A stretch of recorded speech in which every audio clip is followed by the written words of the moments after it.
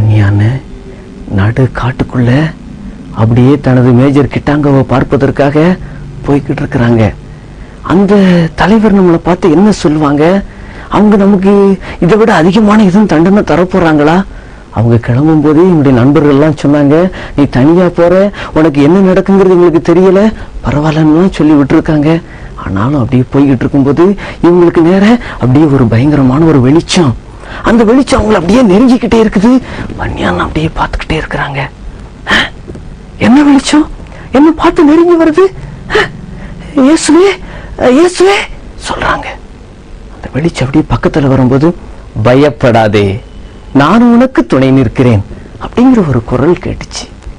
அதை கேட்ட உடனே வன்னியானனுக்கு ரொம்ப சந்தோஷம், தொழில் குதிக்க ஆரம்பிச்சாங்க. ஏசப்பா ஏசப்பா, நீங்க என் கூட இருக்கிறீங்க, என் கூட பேசுறீங்க, நீங்க என் கூடவே இருக்கீங்க, ரொம்ப சந்தோஷம் ஏசப்பா. திரும்பியுமா சத்தம் கேக்குது, வன்னியா நீ பயப்படாத, நீ தனிமையில போறனே நினைக்கிறியா, நான் உன் கூடவே இருக்கிறேன்ப்பா, நீ தயங்காம போ, உனக்கு என்ன தண்டனை வந்தாலும் நான் உன் கூடவே இருக்கிறேன். வன்னியானனுக்கு ரொம்ப சந்தோஷம். அப்போ வன்னியானனுக்கு என்ன நினைவு வருது தெரியுமா? இவங்க முன்னாடி பார்த்த ஒரு தரிசனம் உங்களுக்கு நினைவுல இருக்கு. அண்ணன் சொல்லியிருக்கேன் இல்லையா, இவங்க அந்த கடற்கரையில ஒரு பாறையில இருக்கும்போது தேவதூதன் இவங்களுக்கு உதவி பண்ணாங்கன்ட்டு. ஆமா, அந்த தரிசனம் இவங்களுக்கு நினைவுக்கு வந்துச்சு. ரொம்ப நன்றி இயேசுசாமி, நான் இப்போ அந்த அதிகாரியை பார்க்க போறேன், எனக்கு முழு பலனை தந்திருக்கீங்க, நீங்க தந்த அந்த பலத்தோட நான் போறேன். வன்னியான் நேர போறாங்க. பெரிய கேட் இருந்துச்சு, காவலாளி இருந்தாங்க, அவங்ககிட்ட சொல்லி நேரம் உள்ள போனாங்க. உள்ள போன உடனே இந்த கிட்டாங்க அவங்க அப்படியே வெளியே வந்தாங்க. வன்னியா அப்படியே கவுந்துக்கிட்டாங்க, என்ன நடக்க போதுன்னு தெரியலையே, இருந்தாலும் ஏசப்பா நமக்கு நல்லது சொல்லி இருக்கிறாங்க, கவனமா இருப்போம். வந்த உடனே இங்க ஒரு சல்யூட் அடிச்சாங்க. நீதான் வன்னியாவா? ஆமையா, நான் தாயா வன்னியா. உன்னை பற்றி ரொம்ப குற்றச்சாட்டு வந்துகிட்டு இருக்குது, நீ செஞ்ச குற்றமெல்லாம் உனக்கு நல்லா தெரியும். ஐயா வன்னியா, நான் ரொம்ப நேர்மையான அதிகாரி. இப்ப நான் வேற ஒண்ணும் உன்கிட்ட கேட்கல, ஒன்னே ஒண்ணுதான் உன்கிட்ட கேட்க போறேன். உன்னுடைய குற்றச்சாட்டினுடைய மூல கருத்து, நீ இயேசுங்கிற ஒரு நபரை பார்த்து ஜெபம் பண்ணிக்கிட்டு இருக்கிற. ஐயா அது ஒரு குற்றமாகும் ஐயா? ஐயா நான் என்னுடைய அப்பாட்ட பேசாம எப்படியா என்னால இருக்க முடியும்? ஐயா நான் ஒரே ஒரு தடவை தான் பயிற்சி நேரத்துல இப்படி பிரேயர் பண்ணனால நான் லேட்டா வந்தேன், அதுக்கப்புறம் நான் அப்படி எதுவுமே பண்ணலையா. நீங்க சொல்ற எல்லா பயிற்சியிலும் நான் சிறப்பா கலந்துருக்கிறேன் ஐயா, எல்லாமே சரியா நான் செஞ்சுக்கிட்டு இருக்கிறேன். நான் அதுக்கப்புறம் தப்பு பண்ணதான் எனக்கு நினைவில்லை. வன்னியா நீ முதல்ல பேசாத, நான் சொன்னதை கேளு, ஜபத்தை பண்றத நிறுத்துவையா மாட்டையா?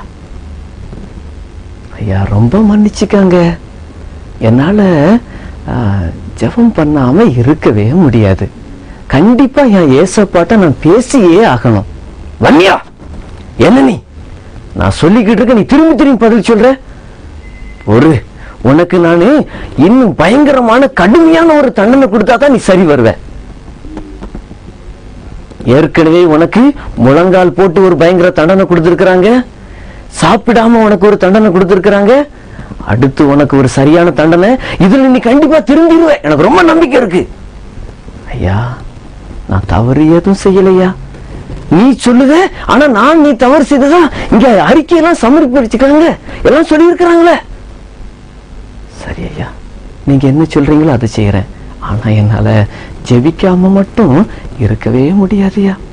வன்னியா நீ திருந்த மாட்ட, உனக்கு சரியான தண்டனை என்ன தெரியுமா? நீ கோடைகால விட ஒரு பனியனும் ஒரு ட்ரௌசரும் போட்டுட்டு இந்த பனி காலத்துல கொட்டும் பனியில நீ எங்க நிக்கணும் தெரியுமா? நம்முடைய பயிற்சி நிலையத்தினுடைய முன்பகுதி தெருவில் பொதுமக்கள் போற வார இடத்துல ஒரு கம்பத்துல ஒன்ன அப்படியே கட்டி வச்சு நிறுத்திட சொல்லி இருக்கிறேன் நானு. அப்படியே தான் நீ நிக்கணும். உன்னை செக் பண்றதுக்காக சில அதிகாரிகளை நீ அனுப்புவேன், எங்களை நீ ஏமாத்தணும்லாம் நினைக்க முடியாது. ஐயா நான் ஒருபோதும் ஏமாத்த மாட்டையா அப்படின்னு வன்னியான்னு சொன்னாங்க. போ அப்படின்னு சொல்லி ஆர்டர் கொடுத்தாச்சு. வன்னியா அதை கேட்டுட்டு அப்படியே வராங்க. வந்த உடனே இவனுடைய பயிற்சி நிலையினுடைய அதிகாரி கூட்டிட்டு போறாங்க. அவனுடைய கம்பளி போட்ட உடையெல்லாம் கலட்டுறாங்க. ஏன்னா பயங்கர பனி பொழியிற இடம், எல்லாரும் கம்பளி போர்வை போட்டு மூடி தான் நைட்டு தூங்க முடியும். ஆனா இந்த வன்னியன் அண்ணனுக்கு ஒரு பனியன், ஒரு ட்ரௌசர் ஒன்று போட்டு அப்படியே ஒரு எல்லாரும் போற வழியில இரவுல ஒரு மின் கம்பத்துக்கு அடியில நிறுத்தி வச்சுட்டாங்க. வன்னியான ரொம்ப சந்தோஷத்தோட அந்த தண்டனையை ஏத்துக்கிட்டாங்க. ஏன் தெரியுமா? இவங்க தப்பு எதுவுமே செய்யல, அதனாலதான் ரொம்ப சந்தோஷமா அதை ஏத்துக்கிட்டாங்க. வன்னியான் அப்படியே நின்னாங்க. போற வரவங்களாம் அப்படியே பாக்குறாங்க. வன்னியானுக்கு ஒரு புது தெம்பு கிடைச்சது. வர்றவங்கிட்ட பாக்குறாங்க, இங்க பாருங்க நான் எதுக்கு இப்படி நிக்கிறேன் தெரியுமா? ஏசப்பாவை பத்தி உங்ககிட்ட சொன்னதுக்கு தான். நான் ஏசாமியே ரொம்ப நம்பி இருக்கேன்.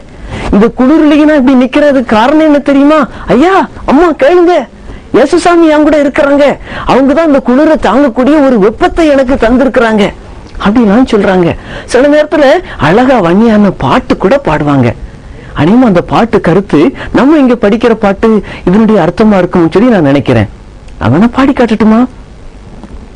என் தேவன் என் வெளிச்சம், என்னை ரட்சிப்பவர் அவரே, என் ஜீவனுக்காரனானவர், நான் யாருக்கும் அஞ்ச மாட்டேன், என் தேவன் என் வெளிச்சம்.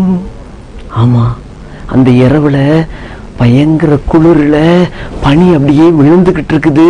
அந்த நிலையிலும் இந்த வன்னியான ஏசப்பாவை பத்தி புகழ்ந்து பாடுறாங்க. ஏசப்பா நீங்களே வெளிச்சத்தை கொடுத்து எனக்கு தேவையான சூட்டை என் உடம்புல தந்துகிட்டு இருக்கிறீங்க, எனக்கு இந்த குளிரை தாங்க முடியுது.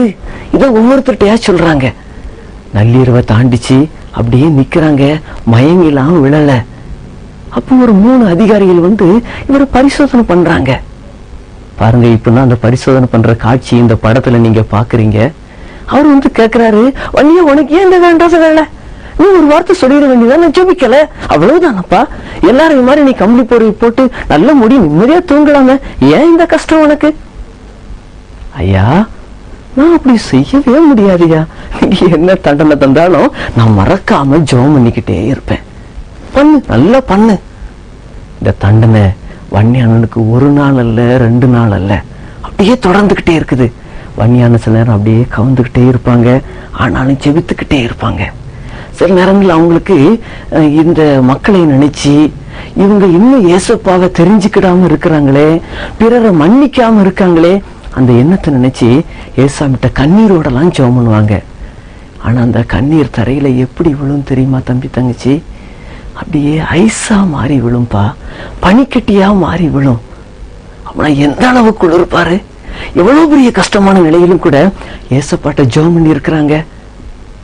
எவ்வளவு பெரிய ஆச்சரியமான ஒரு நல்ல அனுபவம். நாள் கடந்துச்சு. 12வது நாள்ல நேரம் அந்த அதிகாரி, தண்டனை கொடுத்த அதிகாரி வந்தார். ஏய் வன்னியா, உன்னை பார்க்க எனக்கு ரொம்ப ஆச்சரியமாவும் வேடிக்கையாவும் இருக்கு. என்னப்பா அது உனக்கு கொஞ்சம் கூட உணர்வே இல்லையா? எப்படி உன்னால இது முடியுது? வன்னியனுடைய விரலெல்லாம் எடுத்து அப்படி பாக்குறாங்க. அது நல்ல அசையுது. பனியில் அப்படியே விரைச்சு இருக்கணும், நல்லா அசையுது. காரணம் என்ன? ஐயா இது ஒரு பெரிய விஷயம் கிடையாது. ஏசுப்பா என் கூட இருக்கிறாங்க, என் உடம்புக்கு போதிய நல்ல வெப்பத்தை தராங்க, பிறகு ஏன் நான் பயப்படணும்? என் தேவன் என் வெளிச்சம், என்னை ரட்சிப்பவர் அவரே, உங்களையும் கூட அவர் ரட்சிப்பார். நிறுத்து, உன்னுடைய வேதாந்தெல்லாம் எனக்கு தேவையில்லை அப்படின்னு அந்த அதிகாரி வன்னியாவை அப்படியே சத்தம் போட்டாங்க. ரைட், உன்னை இந்த தண்டையினால திருத்திடலான்னு பார்த்தேன். ஓகே, உனக்கு நான் என்ன பண்றேன் தெரியுமா? ஒரு வாய்ப்பு குத்தாரேன். நீ இப்ப தூங்குறதுக்கு உன்னுடைய ஃப்ரெண்ட் ரூமுக்கு போகலாம், அவங்க கூட சேர்ந்து நீ வேணா தூங்கிக்கோ. ஆனா நீ நல்லா கவனிச்சுக்கிடணும், இனிமையாவது வாழ்க்கையில மாற்றம் இருக்கும் நான் எதிர்பார்க்கிறேன். போ, இப்ப நீ போ. உன்னை வன்னியான தலை கவுந்துக்கிட்டு, சரியா நான் போயிட்டு வரையா அப்படின்னு சொல்லிட்டு நேர தன் நண்பனுடைய ரூமுக்கு போறாங்க. அந்த 2 படுக்கை இருக்குது, அந்த படுக்கையில இவங்களும் போய் படுத்துக்கிட்டாங்க. அண்ணனுக்கு 12 நாள் தூக்கம் இல்ல பாத்தீங்களா? அன்னைக்கு நல்லா தூங்குறாங்க, தூங்கிக்கிட்டே இருக்காங்க. தூங்கிட்டு இருக்கும்போது திடீர்னு சொல்லி வன்னியா எந்திரி அப்படின்னு ஒரு சத்தம் கேக்குது. உடனே வன்னியா அண்ணன் எந்திரிச்சாங்க. ஒரு தேவதூன் வந்து நிக்கிறாங்க. வன்னியா உன்னுடைய காலில் உள்ள அந்த சுவெல்லாம் மாட்டிக்கப்பா, நல்ல எல்லா ட்ரெஸ்ஸையும் பண்ணிக்கோ அப்படிங்கிறாங்க. ரைட், எல்லாரும் எடுத்துக்கிட்டாங்க. வாயான் கூட வன்னியானுடைய ரூம் அப்படியே திறக்குது. உடனே இந்த வன்னியான் அப்படியே மேல போறாங்க. அங்க போனா நேர இந்த தேவதன் பரலோகத்தை காட்சியை காட்டுறாங்க. எல்லாத்தையும் பாக்குறாங்க. தாவீது இருக்கிறாங்க, ஐயோ மோசே என்ன இருக்கிறாங்க, இங்க பாருங்க காணிகள் என்ன உட்கார்ந்து இருக்கிறாங்க. இவங்கெல்லாம் நான் பைபிள தானே படிச்சிருக்கிறேன். நிறுத்து வன்னியா, இங்க பாரு, பரலோகத்துல இவங்க எல்லாரும் ரொம்ப சந்தோஷமா இருக்கிறாங்க. இவங்க எல்லாரும் இவங்க ரொம்ப சந்தோஷமா இருக்கிறாங்க. உனக்கு இந்த சந்தோஷம் வேணும்ல? ஆனா இப்ப கிடையாது. நீ இன்னும் கீழே போய் செய்ய வேண்டிய வேலை ரொம்ப இருக்குது வன்னியா. ஆனா நீ கண்டிப்பா கீழே சீக்கிரம் போகணும். ஐயோ, நான் இந்த பரலோகத்துல சந்தோஷமா இருக்கலாம்னு நினைக்கிறேன், என்ன விட மாட்டேங்கிறீங்களே. இல்ல வன்னியா, நீ கீழே போ, நீ செய்ய வேண்டிய வேலை ரொம்ப இருக்குது, போ அப்படின்ட்டு தேவதூதனை அனுப்பி வச்சுட்டாங்க. வன்னியா கொஞ்சம் வருத்தத்தோட வந்துட்டாங்க. இந்த நேரத்துல அவங்க ஃப்ரெண்டு திடீர்னு எந்திரிச்சாங்க, வன்னியாவை காணும். வன்னியா எங்க? நேரம் ரூம்பு விட்டு வெளியே வந்தாங்க. அங்க உள்ள காவலாளிட்ட கேட்டா, வன்னியாவை எங்க பாத்தீங்களா? என்னடா நீ என்னடா என்கிட்ட கேக்குற? என் வேலைக்கு நீ வேட்டு வச்சிடாதடா. வன்னியா இப்படி என்ன விட்டு வெளியே போயிருக்க முடியாது, உள்ளதான் இருப்பான், போய் பாரு அப்படின்னு சொல்றாங்க. உள்ளேயும் வந்து வன்னியா தேடுறாங்க. அங்கேயும் வன்னியாவை காணல. எல்லா இடத்துலயும் தேடி பாக்குறாங்க. என்னடா ஆச்சு? வன்னியா எங்க போனாங்க? வன்னியா எங்க போனாங்க? நாளைக்கு பார்க்கலாமா? ஜெபம் பண்ணுவோம். கண்ண மூடி கையை குப்பிக்காங்க.